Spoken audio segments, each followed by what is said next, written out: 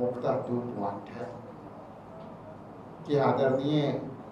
हमारे न्याय योद्धा और देश के लीडर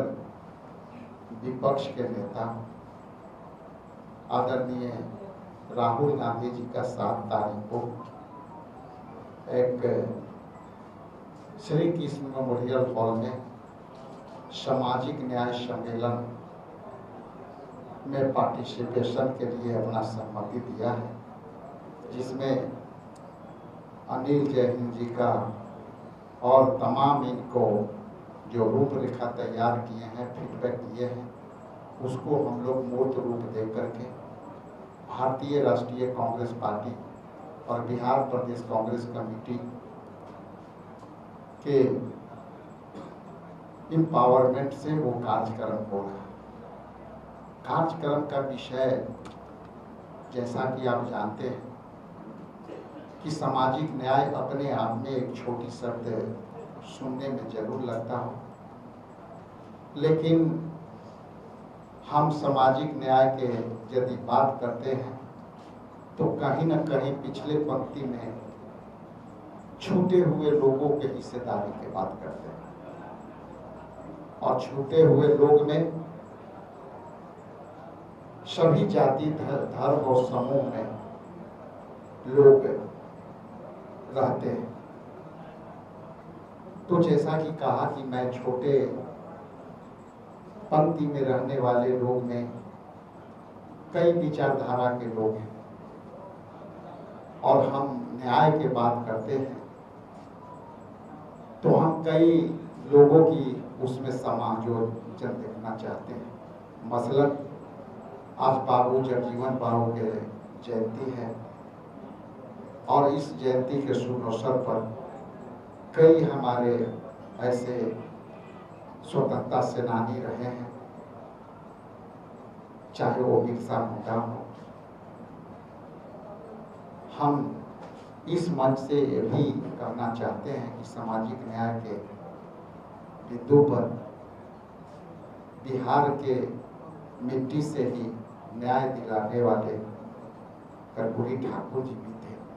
तो हम सामाजिक न्याय की बात करते हैं तो हम सभी के करते हैं, किसी को छोड़ने के लिए विश्वास नहीं करते। जिस तरह से सामाजिक न्याय में राहुल गांधी जी ने एक लकीर खींची है पूरे देश में, और वो लकीर है कि भारतीय राष्ट्रीय कांग्रेस पार्टी सबसे पुरानी पार्टी है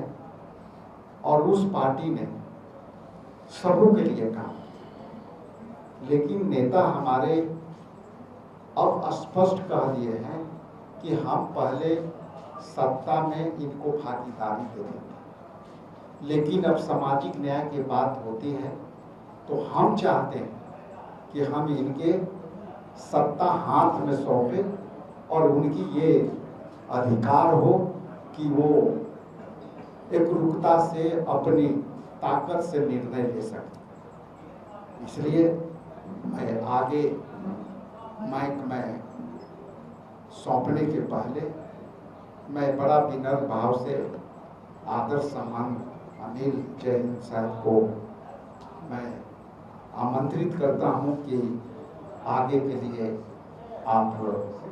इस मंच को संबोधन करने में मुझे सहयोग करें, और मुझे विश्वास है कि आप पूरी प्राथमिकता से इनकी बात को सुनने का कष्ट करेंगे। बहुत बहुत धन्यवाद। साथ बैठे मेरे भाई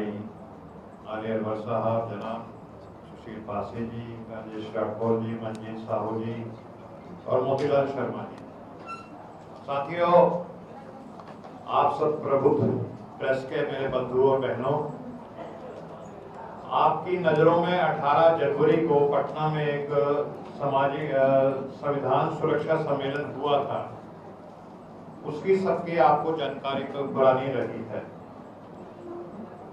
ये जो संविधान को लेकर के हम लोग पूरे देश में करीब करीब 10 सम्मेलन कर चुके हैं। लखनऊ में, पंचकुला में, आपके रांची में, कोल्हापुर में, नागपुर में, इलाहाबाद में पटना में एक इससे पहले हो चुका है। वो आजकल हम इसलिए कर रहे हैं कि जो संविधान है हमारा वो आज खतरे में है, और ये वो संविधान है जिसने इस देश के 90% दलित, पिछड़े,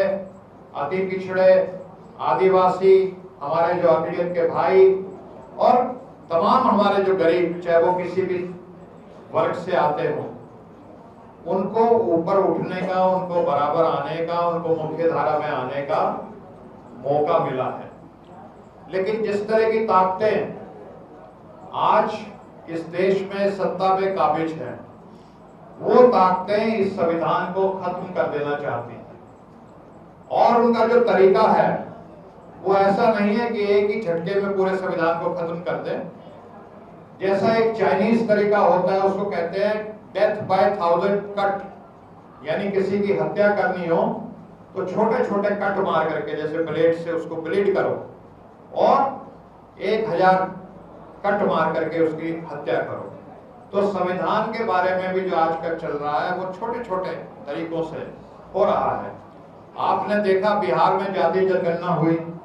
और जाति जनगणना के बाद जो आरक्षण जो जाति जनगणना के अनुसार दिया गया, उसको कोर्ट में जाकर के फंसा दिया गया। और उस समस्या का हल हो सकता है अगर केंद्र की सरकार उसको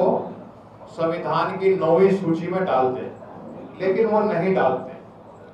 जाति जनगणना की बात तमाम सुप्रीम कोर्ट के जो डिसीजंस आते हैं, जो काका कालेकर रिपोर्ट आई थी,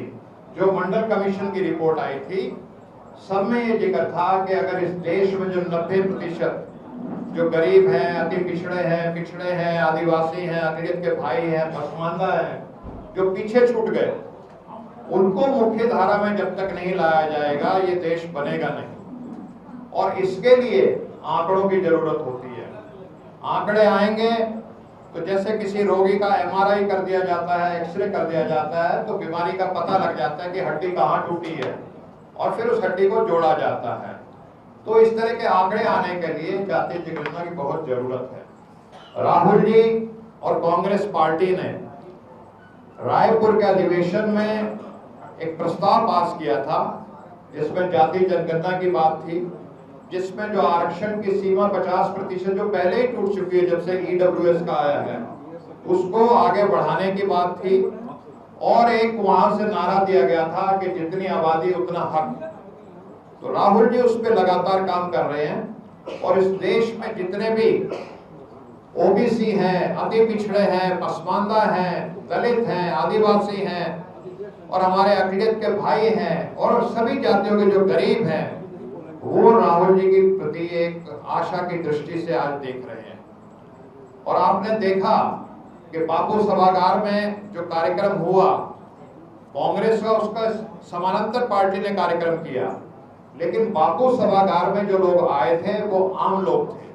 वो किसी पॉलिटिकल पार्टी के पदाधिकारी नहीं थे, वो किसी पॉलिटिकल पार्टी के कार्यकर्ता नहीं थे, लेकिन उन संस्थाओं से, वो सामाजिक संस्थाएं जो सामाजिक न्याय के क्षेत्र में काम करती हैं, जो आर्थिक न्याय के क्षेत्र में काम करती हैं, जो सांप्रदायिक सद्भाव और भाईचारे के लिए काम करती हैं, उनके जो कार्यकर्ता उन संस्थाओं के वो आए थे। अब की बार भी हमारे कार्यक्रम में आप देखेंगे जो लोग शामिल होने जा रहे हैं वो सामाजिक संस्थाओं से जुड़े हुए लोग हैं। करीब करीब 200 सामाजिक संस्थाओं के लोगों का रजिस्ट्रेशन हम कर चुके हैं, और हमारा रजिस्ट्रेशन जो है वो करीब 5000 तक पहुंच चुका है जो उस कार्यक्रम में लोग आएंगे। और वो स्वतः स्फूर्त, हम किसी को बस नहीं प्रोवाइड कर रहे, कोई आने जाने का साधन नहीं प्रोवाइड कर रहे, कोई उनको हमारे जैसे लोग तो कोई टिकट का या पद का भी नहीं उनको कह सकते, लेकिन वो लोग आ रहे हैं। उसके पीछे एक ही कारण है कि पूरे देश में जो हमने 10 कार्यक्रम किए हैं राहुल जी के प्रति, इस देश के जो पिछड़े हैं, अति पिछड़े हैं, जो आदिवासी हैं, दलित भाई हैं, वो राहुल जी में एक उम्मीद का सूरज देख रहे हैं। संविधान लागू होने के बाद भी जो पूरा न्याय मिलना चाहिए था वो अभी तक नहीं मिला। आज इस देश के जो 90% पिछड़े, अति पिछड़े, आदिवासी, दलित, पसमानदा, हमारे अकलियत के भाई और सभी वर्गों के गरीब वो राहुल जी में उम्मीद देख रहे हैं और इसलिए स्वतःस्फूर्त वो राहुल जी को सुनने आते हैं, उनसे जुड़ते हैं और वहां से उनके मार्गदर्शन में जो संदेश लेते हैं वो उसको फिर गांव-गांव तक आगे जाकर के फैलाने का काम करते हैं। तो मुझे फिलहाल इतना ही कहना था कि आप वहां पे आए, उस कार्यक्रम को देखें। हालांकि उस कार्यक्रम में कैमरा वगैरह अलाउड नहीं रहेगा, लेकिन आप बिना कैमरे के आप जो पत्रकार बंधु उसमें शामिल होना चाहते हैं तो उसमें शामिल हो सकते हैं। आपका स्वागत है।